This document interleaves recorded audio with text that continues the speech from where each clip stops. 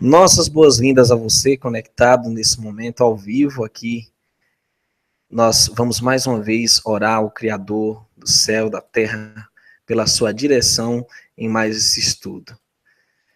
Eterno nosso Pai, graças te damos pela vida, pelo dom de ter a oportunidade de conhecer a verdade sobre o futuro. Pedimos que nos ilumine quanto aos eventos que vão acontecer durante os 1000 anos do reinado do Messias. Nos ajuda a entender onde será e entender esse período de tempo e especialmente os detalhes que estão contidos nas profecias que muitas vezes passamos por alto e não compreendemos. Perdoa nossas faltas, em nome do Messias e Yahushua te agradecemos. Amém. Queridos, como será o milênio de regeneração da Terra? Nós vamos hoje abordar esse tema porque acontece o seguinte, ou as pessoas são totalmente indiferentes a esse tipo de tema, ou acham que sabem de tudo, né? Como é o caso de algumas denominações do sistema religioso, entre elas uma que eu já fiz parte. Então, quando nós achamos que sabemos de tudo, é quando nós realmente não temos sabedoria. Mas o sábio é aquele que reconhece que não sabe e busca aprender a verdade. E as escrituras foram escritas para mostrar a queda do homem, o que aconteceu, né, com a entrada do pecado, o plano da salvação para redimir toda a criação das mãos de Hassatã, o nosso inimigo, e estabelecer um reino de paz e justiça eternos, certo? Agora, como isso se dará?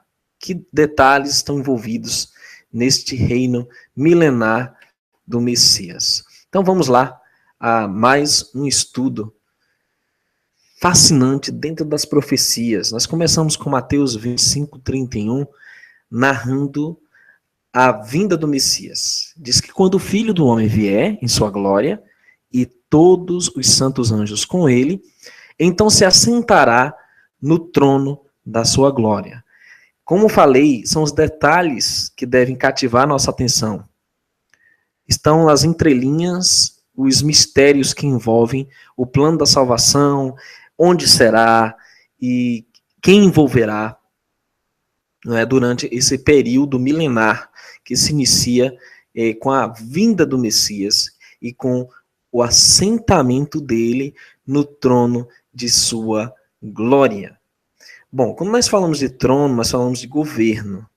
Nós estamos se referindo aqui ao reinado do Messias e onde será esse trono de glória no qual ele se assentará. Muitas pessoas especulam que isso é no céu, que esse trono de glória é junto do Pai e tantas outras explicações da igreja, onde os santos serão levados para o céu durante um tempo, mas vamos analisar de perto. O Apocalipse 2, 26, 27, numa das promessas às igrejas, o Messias declara: e ao que vencer, e guardar até o fim as minhas obras, eu lhe darei poder sobre as nações, e com vara de ferro as regerá, e serão quebradas como vasos de oleiro, como também recebi de meu Pai. Então, atente, o Messias promete para os seus seguidores que nos últimos dias receberão poder juntamente com ele sobre as nações. Esse poder é um poder, com certeza, de governo, é político, e onde as nações serão regidas com vara de ferro, ou seja, com um governo rígido, com pulso firme, com um governo de justiça, né, e de juízo. E Mateus 19, 28 traz uma palavrinha, um detalhe, que adiciona propriedade ao entendimento do governo do Messias. Diz, Yahushua disse-lhes, em verdade vos digo que vós, que me seguistes, quando na regeneração, veja bem a palavra, regeneração, o Filho do Homem se assentar no trono da sua glória. Então, o período em que o Filho do Homem se assenta no trono da sua glória, como começamos aqui no início, é o período que é também chamado de regeneração. Ou seja, restaurar, regenerar, na verdade, restaurar ao estado original, renovar os céus e renovar a terra. A palavra grega que é usada nas traduções é kainos, quer dizer, é tornar novo novamente. Não é uma criação totalmente nova, sem precedentes, do nada, mas sim regenerar, reconstruir, restaurar. Então fala, o Filho do Homem se assentar no trono da sua glória. Também vos assentareis sobre 12 tronos, para julgar as 12 tribos de Israel. Então veja, durante o reinado do Messias, para regenerar, com certeza aqui não se trata de regenerar o céu, porque o céu não precisa ser regenerado, é com certeza se referindo à Terra, esse planeta aqui, é que os 12 discípulos se assentarão sobre 12 tronos para julgar as 12 tribos de Israel. É interessante que as 12 tribos de Israel são todos os remanescentes dispersos que serão reunidos na vinda do Messias, onde também esses remanescentes irão julgar, irão ter poder sobre as nações. Bom, eu espero que esse raciocínio esteja claro dentro dos evangelhos, como começamos, e agora nós vamos falar sobre os profetas. Sim, esses profetas, principalmente do chamado Antigo Testamento, né, que é o Taná, as Escrituras, que são amplamente rejeitados por todo o sistema religioso. Graças à famigerada teologia da substituição, que declara que todas as promessas do Eterno, elas foram substituídas para a igreja, os gentios. E que, na verdade, segundo eles, o Eterno rejeitou seu povo Israel, abandonou a sua terra, e ele quebrou sua aliança eterna. Veja só como é perigosa essa teologia. Mas quando você lê atentamente os profetas, Isaías, Jeremias, Ezequiel, Zacarias, o próprio livro de Salmos, né? As escrituras como um todo, você vai encontrar algo muito diferente que é ensinado em todas as denominações do sistema religioso. Tá? Textos como Isaías, capítulo 11, verso 10 ao 12. Atente. E acontecerá naquele dia que a raiz de Jessé, a qual estará posta por estandarte dos povos. Então, nós estamos falando de quem? Quem é a raiz de Jessé, que é pai de Davi? Obviamente, é o Messias. A raiz de Jessé, a descendência de Jessé, que está no Messias, será posta naquele dia por estandarte dos povos. Será buscada pelos gentios e o lugar do seu repouso será glorioso. Então veja, com certeza isso não está se referindo ao céu, porque será buscado pelos gentios. E há de ser que naquele dia o Senhor tornará a pôr sua mão para adquirir outra vez o remanescente do seu povo, que for deixado da Síria, do Egito, de Pátros, da Etiópia, de Elã, de Sinar, de Amate e das ilhas do mar. E levantará um estandarte entre as nações, e ajuntará os desterrados de Israel e os dispersos de Judá, congregará desde os 4 confins da terra. Então, mais uma vez, as 12 tribos estão espalhadas por toda a terra, tanto a tribo de Judá como as demais tribos, espalhadas dentre essas nações pagãs. e elas serão ajuntadas, serão congregadas. Mas note os detalhes posteriores. Você lê, e afastar-se-á a inveja de Efraim.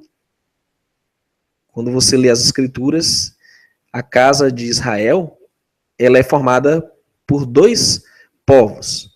É o povo de Efraim, efraimitas, que representa todas as 10 tribos, e a tribo de Judá, que é a tribo de Benjamim e Judá, que ficou um só poder nos descendentes de Davi, né? O rei Roboão, filho de Salomão, então dividiu o reino de Israel entre dois reinos, né?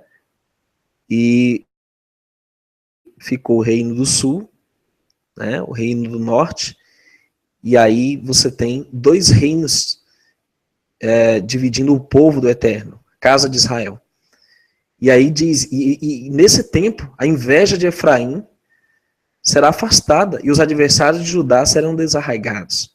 Efraim não invejará Judá, e Judá não oprimirá a Efraim. Né? Por que inveja de Judá? Porque Judá realmente reteve a maior parte dos oráculos do Eterno. Preservou, defendeu a Torá, enquanto os efraimitas, evangélicos, cristãos e todos aqueles que fazem parte de várias denominações cristãs, né, não receberam toda essa luz. Mas nesse tempo não, tudo será restaurado. E também Judá não oprimirá a Efraim. Não haverá mais discórdia entre judeus e cristãos, judeus e gentios. Todos serão um povo só. Essa é a restauração das duas casas prometida. Antes voarão sobre os ombros dos filisteus ao ocidente, juntos despojarão aos do oriente. Em Edom e Moabe porão as suas mãos, e os filhos de Amon lhes obedecerão. E Adonai, o Senhor, destruirá totalmente a língua do mar do Egito, e moverá sua mão contra o rio com a força do seu vento, e ferindo, dividi-lo-á em 7 correntes, e fará que por ele passem com sapatos secos. E haverá caminho plano para o remanescente do seu povo, que for deixado da Síria, como sucedeu a Israel que subiu da terra do Egito. Muitos pretendem que essa é uma profecia que talvez já tenha se cumprido, ou que não vai se cumprir, porque o Eterno mudou os seus planos. Nem uma coisa, nem outra. O Eterno não muda, sua promessa irá se cumprir, ele não rejeitou o seu povo, não abandonou a sua terra, e ele não quebrou sua aliança, como alguns dizem. Mas ele irá cumprir à risca todas as promessas. Isaías 60, e você vê como o livro de Isaías contém muitas promessas valiosas, e falando desde a primeira vinda do Messias até sua segunda vinda, seu reino e a restauração de todas as coisas. No capítulo 60, está escrito assim, meu irmão: as tuas portas estarão abertas de contínuo, nem de dia nem de noite se fecharão, para que tragam a ti as riquezas dos gentios, e conduzidos com elas os seus reis. Porque a nação e o reino que não te servirem perecerão. Sim, essas nações serão de todo assoladas. A glória do Líbano virá a ti, a faia, o pinheiro, o álamo conjuntamente, para ornarem o lugar do meu santuário, e glorificarei o lugar dos meus pés. Também virão a ti, inclinando-se os filhos dos que te oprimiram, e prostrar-se-ão as plantas dos teus pés, todos os que te desprezaram, e chamar-te-ão cidade do Senhor, a Sião do Santo de Israel. Nós temos várias lições que nós aprendemos desse capítulo de Isaías. Primeira, restarão ainda alguns ímpios durante o reinado do Messias na terra. São nações que serão assoladas, sim, mas os que restarem trarão suas riquezas, e fala que eles se inclinarão e prostrar-se-ão. Eles vão contemplar o reinado glorioso do Messias. Porque onde ele se assentar, Sião, será restaurado. O profeta Zacarias também, no capítulo 14, dá detalhes maravilhosos sobre essa restauração, como vai aplainar tudo, como vai restaurar, como vai florescer novamente a terra de Canaã, como tudo aquilo será restaurado e a glória estará sobre ela. Cidade do Eterno, Sião, a cidade que detém o seu nome, e Yerushalayim é a cidade do Eterno, Jerusalém, na nossa tradução. Muito bem. Onde entramos que Jerusalém será restaurada. Em Isaías 62, afirma que por amor de Sião não me calarei e por amor de Jerusalém não me aquietarei, até que saia a sua justiça como um resplendor e a sua salvação como uma tocha acesa. E os gentios verão a tua justiça e todos os reis a tua glória. Então veja, não faria sentido se a terra ficasse desolada totalmente, abandonada, como alguns ensinam. Ou que ela ficasse entregue a Satanás e os demônios, totalmente desolada. Não faria sentido, não faria justiça ao que o Eterno está preparando. Os inimigos vão ter, sim, a glória de Jerusalém, do Messias, e dos seus súditos, que serão reis e sacerdotes. Você não reina sobre anjos, sobre o Pai, você reina sobre as nações. É assim que o reino verdadeiro do Messias será implantado, com justiça, com paz, com verdade. Diferente de tudo que Satã promoveu durante 6.000 anos, o 7º milênio é de regeneração da terra. É isso que as escrituras nos ensinam. É de restauração. Por isso essa linguagem de Isaías é tremenda, e falando especificamente do lugar onde a profecia se cumpre. Quando os gentios verão a tua justiça, e todos os reis a tua glória, e chamar-te-ão por um nome novo, que a boca do Senhor designará, que a boca de Yahweh designará. E serás uma coroa de glória na mão do Eterno, e um diadema real na mão do teu Criador. Nunca mais te chamarão desamparada, nem a tua terra se denominará jamais assolada, mas chamar-te-ão, meu prazer está nela, e a tua, a casada, porque Iá se agrada de ti, e a tua terra se casará. Então observe bem. O Eterno tem uma promessa, não só para os filhos de Israel, tanto os descendentes de Israel dispersos por todas as nações, como somos nós brasileiros, descendentes de israelitas, que foram dispersos, fugiram da perseguição medieval, vieram para o Nordeste, se espalharam pelo Brasil, se espalharam pela Ásia, pelo Oriente, pelas Américas, por todo o mundo. Mas o Eterno tem cuidado e zelo por aquela terra lá, que está lá, no Oriente Médio. A terra de Canaã, a terra prometida para os seus filhos, a herança de Davi, a raiz de Jessé. E aqui diz, o meu prazer está nela. O Eterno considera algo aprazível aquele lugar. E a tua terra chamarão de casada, porque o Eterno se agrada de ti, e a tua terra se casará. Então veja, o povo e a terra são um conjunto. O Eterno vai reunir ambas as coisas e vai restaurar isso, e de lá reinará sobre toda a terra. Por isso que o anticristo ele vai tentar fazer isso primeiro, para justamente querer imitar o que o Messias irá fazer durante o reinado milenar. O anticristo se assenta como um restaurador da paz, como alguém que está pretendendo estabelecer um reinado de 1000 anos de paz. Quando, na verdade, o verdadeiro Messias virá com grande poder e glória para realmente executar a justiça verdadeira, o juízo verdadeiro. E com isso haverá a ressurreição dos justos mortos e a transformação dos justos vivos. Essa é a diferença entre o verdadeiro e o falso. Tudo bem.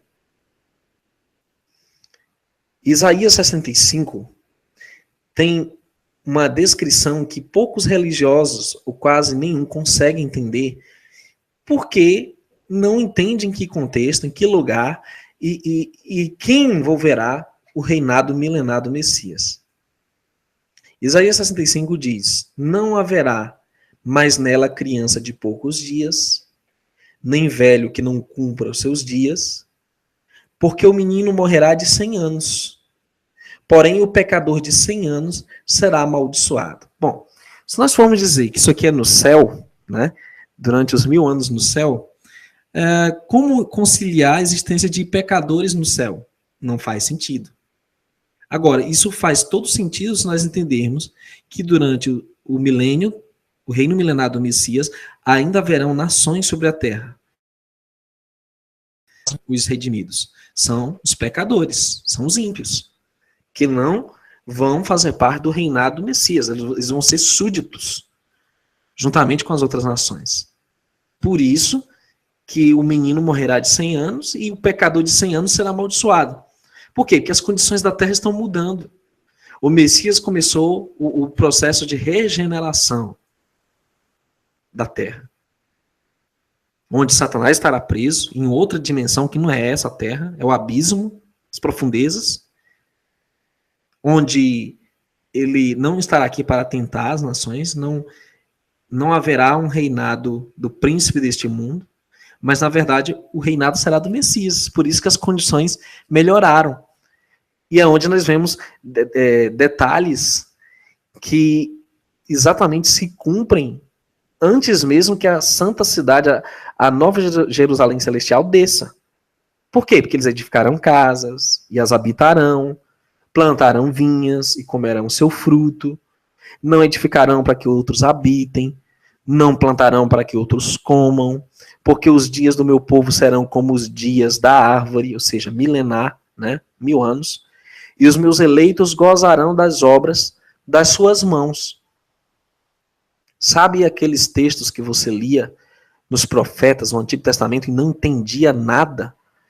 Agora fazem todo sentido, compreendendo que o Eterno não muda, que a Torá não foi abolida, compreendendo que ele não rejeitou seu povo Israel e que ele não quebrou sua aliança eterna. Quando eu falo em povo Israel, meus irmãos, não estou se referindo somente a judeus. Nossos irmãos judeus que aceitam o Messias são parte do povo do Altíssimo. Eu estou falando das 12 tribos. Ruben, Simeão, Levi, Asher, né? Todos aquelas tribos que, como já expliquei, foram dispersas por todas as nações da terra. Sem saber, nós somos Israel, né? Só precisamos firmar a aliança com o Eterno em nome do Messias, só isso, né? Aceitar a aliança que foi proposta desde sempre, desde o princípio.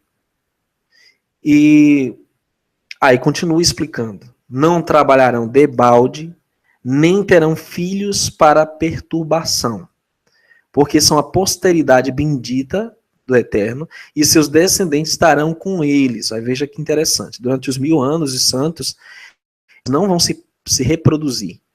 Pelo contrário, eles vão manter, eles mesmos são a posteridade bendita do Eterno. E os seus descendentes estarão com eles. Então as famílias que forem constituídas agora permanecerão para sempre. Isso é lindo, né? Por isso nós devemos preservar nossas famílias, devemos manter esse vínculo abençoado, né, que visa a eternidade com o Messias, com o nosso Salvador. E será que antes que clamem, eu responderei. Estando eles ainda falando, eu os ouvirei. O lobo e o cordeiro se apacentarão juntos, e o leão comerá palha como o boi, e pó será a comida da serpente. Não farão mal nem dano algum em todo o meu santo monte, diz Yahweh, diz o Eterno. Então note, Isaías 65 não está se referindo ao céu. Eu já fui de denominação, né, e conheço pessoas de outras denominações que usam esses textos para dizer, olha, o céu, como vai ser maravilhoso no céu e tal. e não é o que o texto está falando. Ele está falando das condições da terra na sua regeneração.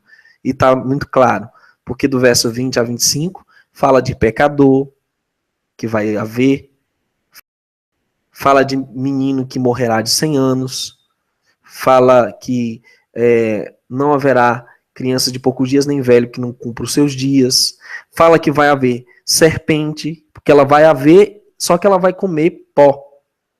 Então, querido, não tem como resistir a esses argumentos. É muito claro perante a descrição das Escrituras. Ok? Bom, em Zacarias 14 é uma parte muito interessante de como será esse reino milenar do Messias aqui na Terra, porque descreve exatamente a validade das festas santas do Criador. E reitera a validade do Shabat, né, descanso, como também de todo o legado que o Eterno deu a Moshe, o Moisés, ao povo de Israel, como estatuto perpétuo. Aqui eu não falo de leis civis ou leis sacrificiais, porque nós sabemos que o Messias, ele será o juiz e ele é o nosso sacrifício perfeito. Estamos falando de princípios que foram determinados como perpétuos e são claramente descritos na Torá, né, no chamado Pentateuco, de Gênesis a Deuteronômio, como princípios válidos por toda a eternidade. E isso é confirmado aqui em Zacarias 14, 16 a 20. Acompanhe. E acontecerá que todos os que restarem de todas as nações, olha aí, quer dizer que vão restar remanescentes dentre os ímpios, certo? Que não são parte do reino milenar do Messias, só que eles são súditos. E acontecerá que todos que restarem de todas as nações que vieram contra Jerusalém, ou Jerusalém, subirão de ano em ano para adorar o rei, o Senhor dos Exércitos, e para celebrarem a festa dos tabernáculos, aquela festa das cabanas que ocorre costumeiramente por volta do mês de outubro, certo? Nós estamos vendo que ela existirá durante os 1000 anos, exatamente porque ela representa o acampamento dos santos. A gente chama de moradas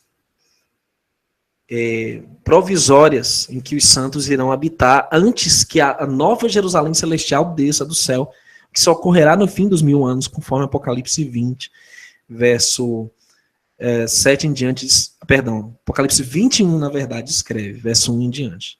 Ela só desce depois que for tudo restaurado, né? Muito bem. E diz, e acontecerá que se algumas das famílias da terra não subir a Jerusalém para adorar o rei, o Senhor dos Exércitos, estamos falando do Messias aqui, não virá sobre ela a chuva. Então veja, eles terão que se amoldar ao reino do Messias.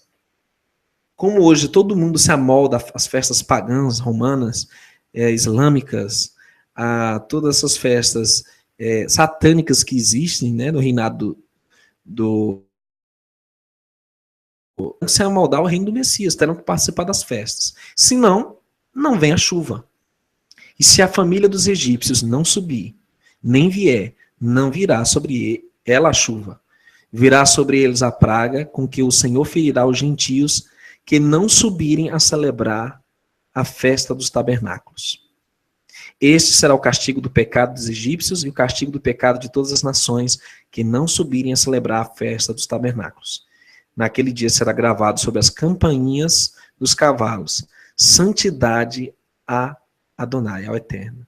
E as panelas na casa do Senhor serão como as bacias diante do altar.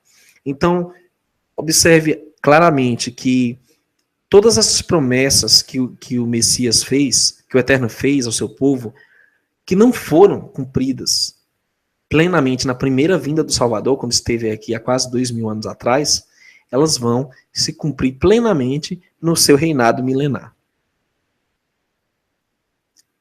Bom, o Apocalipse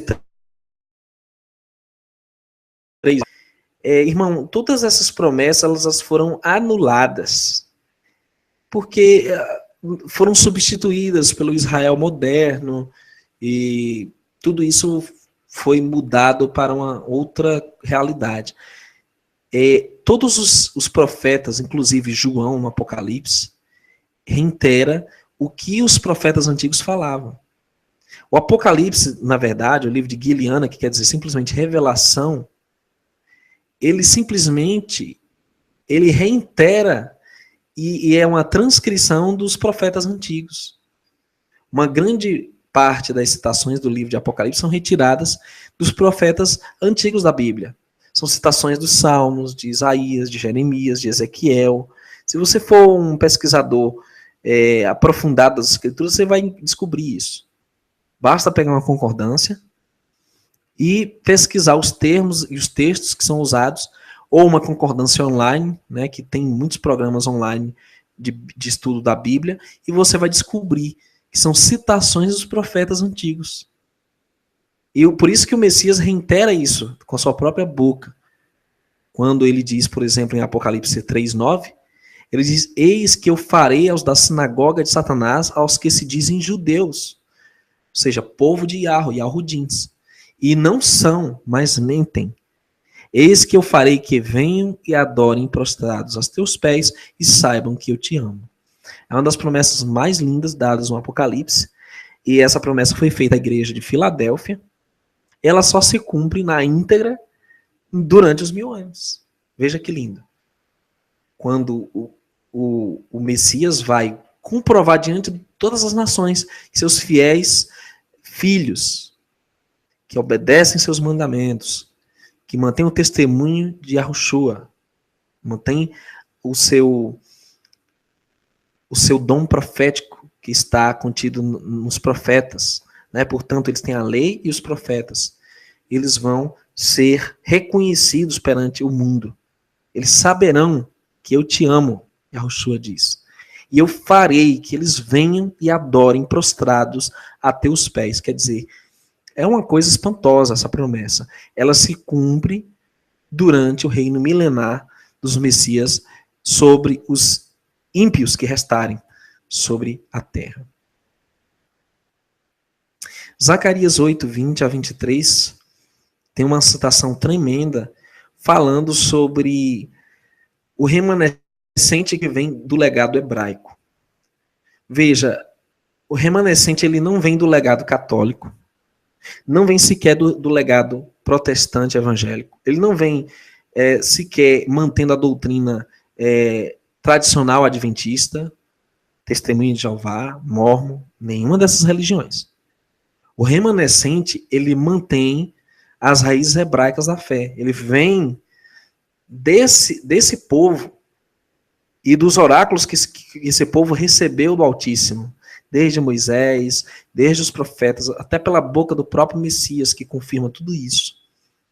E o livro de Zacarias 8, 20 a 23, fala o seguinte: assim diz Adonai dos exércitos, ainda sucederá que virão os povos e os habitantes de muitas cidades, e os habitantes de uma cidade irão a outra, dizendo: vamos depressa suplicar o favor de Adonai e buscar o Senhor dos exércitos. Eu também irei. Assim virão muitos povos e poderosas nações a buscar em Jerusalém, ao Senhor dos exércitos, e a suplicar o favor de Adonai. Assim diz Adonai dos exércitos: naquele dia sucederá que pegarão 10 homens, de todas as línguas das nações pegarão, sim, na orla das vestes de um judeu. Só para você entender, o que é a orla das vestes? É justamente aquilo que a mulher que tinha um fluxo de sangue tocou no Messias, que era também Yahudim, o judeu. A orla era uma listra azul que ficava no manto dos Yahudins, judeus, significando a obediência aos mandamentos, conforme consta no livro de Números, se não me engano, capítulo 10. Falando que a cor azul, ela significa a obediência perfeita aos mandamentos, os estatutos, os preceitos do Eterno. E esse povo que representa isso vai ser reconhecido pelas nações como o povo que mantém o testemunho do Messias e aguarda da Torá, aguarda dos seus mandamentos. Aí diz, iremos convosco, porque temos ouvido que Yahweh, o Criador, está convosco. Então, é onde o Eterno vai cumprir plenamente o seu projeto, o seu povo, para a redenção e para todas as nações sobre a terra. É onde realmente Jerusalém será a luz das nações, onde realmente o seu povo será unicamente seu povo exclusivo. Sem idolatria, sem contaminação. Aí nós vemos em Zacarias 14, 16 a 20. Nós já lemos essa parte, falando da festa das cabanas, que eles vão participar. E 1 Coríntios 15, 24 a 26, o apóstolo, ele descreve como será o encerramento do reino milenar do Messias sobre a terra. Ele diz, depois virá o fim. Depois de quê que virá o fim? Quando tiver entregado o reino a Yahweh, ao Pai. E quando houver aniquilado todo o império e toda a potestade e força. Porque convém que reine até que haja posto a todos os inimigos debaixo de seus pés. Então veja, o Messias não vai reinar no céu para destruir inimigos debaixo de seus pés no céu, porque lá no céu não tem inimigos do Messias. Isso é incoerente, isso não faz sentido na visão da teologia cristã evangélica, ou teologia adventista, seja lá qual for a teologia, Mórmon, Testemunho de Jeová. Ele tem que reinar sobre a terra até que ele ponha debaixo de seus pés todos. Quem são esses inimigos? Primeiramente, as escrituras citam vários desses inimigos. O pecado é um inimigo. As nações contrárias ao povo e ao Rudim são inimigos. Nós temos filisteus, moabitas, amonitas, edomitas. Esses povos são considerados inimigos. Então, tem que ser posto os inimigos debaixo de seus pés. Todos os inimigos da verdade, aqueles que se opõem, principalmente aqueles que se opõem à Torá. Como muitas religiões se opõem aos mandamentos do Altíssimo, são considerados inimigos do Eterno. Como ele disse, vós sois meus amigos se fizerem o que eu mando. Né? João 15, 14. Ou, vós sois aqueles que me amam, que guardam os meus mandamentos. Como ele fala também. Né? Então, nós observamos que tudo isso será concluído. O reino milenar é necessário para que ele vá regenerando a terra e vá aniquilando os inimigos, desde a sua vinda até o desfecho do reino milenar. Por quê? Porque Paulo continua aqui em 1 Coríntios 15 falando que depois virá o fim, quando tiver entregado o reino a Yahweh, o Pai, ou seja, o Pai ainda não recebeu o reino ainda, durante esses 1000 anos, e quando houver aniquilado todo o império, toda a potestade e força, todo o império romano, império grego, império persa, império babilônico, todos esses impérios cairão. Império britânico, império americano, império isso, império aquilo, cairão. Toda a potestade e força. Porque convém que reine até que haja posto a todos os inimigos debaixo de seus pés. Ora, o último inimigo que há de ser aniquilado é a morte. E realmente, a morte só é aniquilada no fim dos 1000 anos, que é quando as nações ímpias que estão sobre a terra atacarão o acampamento dos santos e a cidade amada, e o fogo descerá do céu. O Apocalipse 20 que descreve que depois disso serão ressuscitados os ímpios que estiverem mortos, né? E eles serão jogados no lago de fogo e enxofre.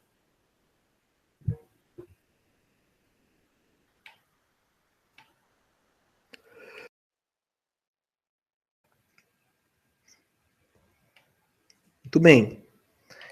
E aí as escrituras dizem que o último inimigo que a ser aniquilado é a morte.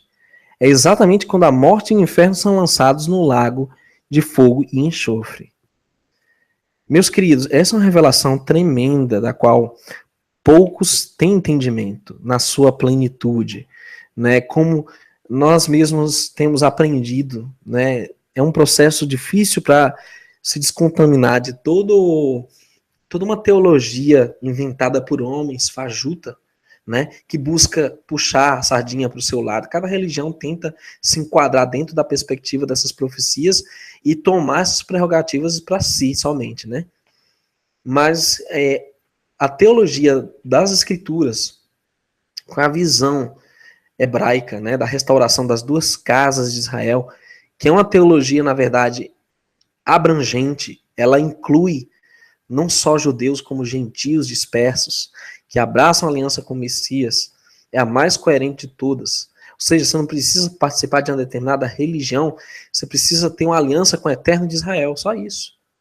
Aceitar o Messias como seu único salvador, ser batizado em nome dele e guardar seus mandamentos. É muito simples. Sem placas, sem comércio, sem política, sem toda a contaminação teológica, toda a bagunça que existe hoje nas religiões. Então, querido, esse é um convite para você que quer participar do reino do verdadeiro Messias. Importante destacar que antes que o verdadeiro venha, o anticristo vem primeiro. Vem primeiro para apoiar o seu representante, que é o anticristo, antes do reino milenar do Messias. Nós sabemos disso. Né? Tanto é que esses enganos têm sido alertados há milhares de anos pelos profetas, pelos apóstolos, né? E nós temos que atentar às escrituras pelo que elas falam. Não apenas tomar para nós o que é conveniente, o que é do nosso agrado, do nosso interesse, mas tomar as escrituras tal como elas estão. Tá? Eu recomendo para você a escritura hebraica, é verdadeiro nome, e recomendo muito que você leia os profetas, que ninguém lê, que todos rejeitam, né? Como sendo algo que caiu em desuso, algo arcaico, algo que não tem mais validade.